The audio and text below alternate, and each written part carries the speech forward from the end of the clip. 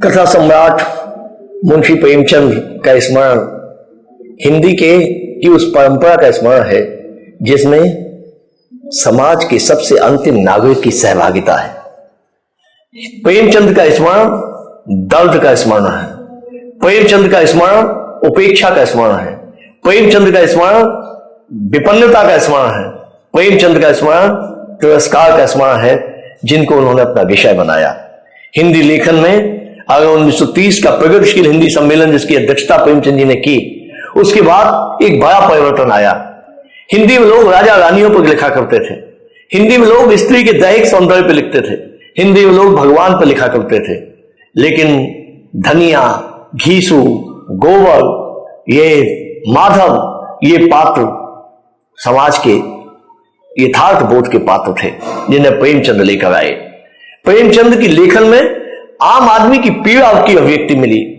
आज प्रेमचंद के लेखन में लोगों को लगा कि हमारा अपना दर्द कहा गया है। हिंदी का पहला लेखक जिसने सामान्य से सामान्य जन के दर्द को उकेरने का प्रयास किया और लोगों को एहसास कराया कि दुनिया में केवल रंगीनियां नहीं है, केवल फूल पत्तियां नहीं है, केवल रास रंग नहीं है, दर्द भी है, पीड़ा भी है, संत्रास भी है, उपेक्षा भी है।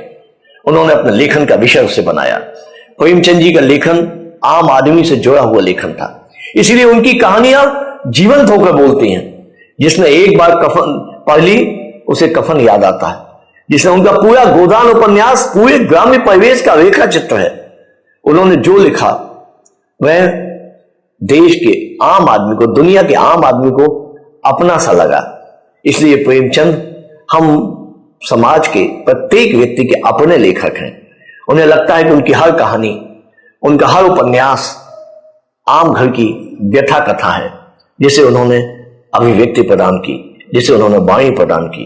प्रेमचंद जैसे लेखक बहुत कम पैदा होते हैं। और उस दौर में जब राजा सम्राट बादशाहों पर लिखने की परंपरा हो, उस दौर में जब केवल परमात्मा, केवल दैहिक सौंदर्य, प्रकृति चित्रण यही लेखन के बड़े विषय थे, उसमें आम गरीब की भूख का दर्द कहने का साहस प्रेमचंद जी ने दिखाया और वे प्रगतिवाद के उस पूरे प्रवाह के नाविक बने।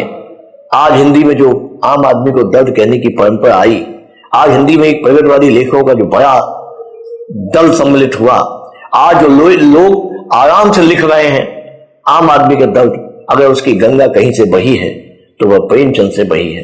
इसलिए प्रेमचंद जी के लेखन को प्रणाम करने का समय है कि यह समय है जब हम प्रेमचंद जी को याद करें, क्योंकि हमें भी आज भी श्रमिक वहीं खड़ा है, गरीब वहीं खड़ा है, उपेक्षा से त्रस्त व्यक्ति वहीं खड़ा है। समाज के नागरिक, समाज के अंतिम नागरिक को आज भी उतना ही संबल की आवश्यकता है जो संबल कभी प्रेमचंद ने दिया था। हिंदी लेखकों को उससे कुछ सीख लेनी चाहिए।